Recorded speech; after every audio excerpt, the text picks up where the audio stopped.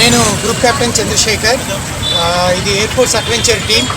మేము మొత్తము 18 మంది ప్రస్తుతం. అందరము త్రివేంద్రం నుంచి స్టార్ట్ చేశాము.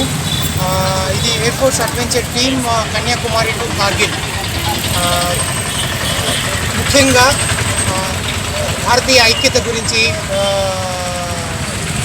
చెప్పడానికి మరియు మన యూత్ని డిఫెన్స్ ఫోర్సెస్లో చేరడానికి ఉత్సాహపరచడానికి మోటివేట్ చేసేదానికి, ఆ తర్వాత ఫిజికల్ ఫిట్నెస్ గురించి చెప్పడానికి,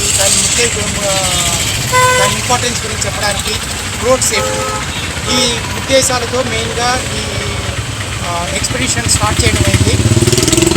మేము త్రివేంద్రం నుంచి బయలుదేరాము, కన్యాకుమారి వెళ్ళాము. కన్యాకుమారి నుంచి రామేశ్వరం వెళ్ళి అక్కడి నుండి శివగంగా, దిండిగల్, సేలం, బెంగళూరు మీదుగా ఈరోజు అనంతపూర్లో వస్తున్నాము. 18వ తారీఖు వరకు హైదరాబాద్ చేరుతాము. ఆ తర్వాత మార్చి 8 వరకు ఢిల్లీ, ఆ తర్వాత కార్గిల్ వరకు వెళ్తాము. మొత్తం 4500 కిలోమీటర్లు. ఆల్మోస్ట్ ఇండియన్ మన భారతదేశంలో ఉన్న ప్రతి రాష్ట్రము కవర్ చేస్తూ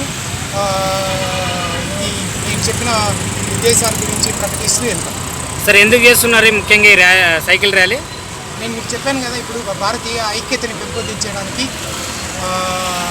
మన యువతని డిఫెన్స్ ఫోర్సెస్లో చేరడానికి ఉత్సాహపరచడానికి, ఫిజికల్ ఫిట్నెస్ గురించి తెలపడానికి, మరియు మన రోడ్ సేఫ్టీ గురించి చెప్పేదానికి.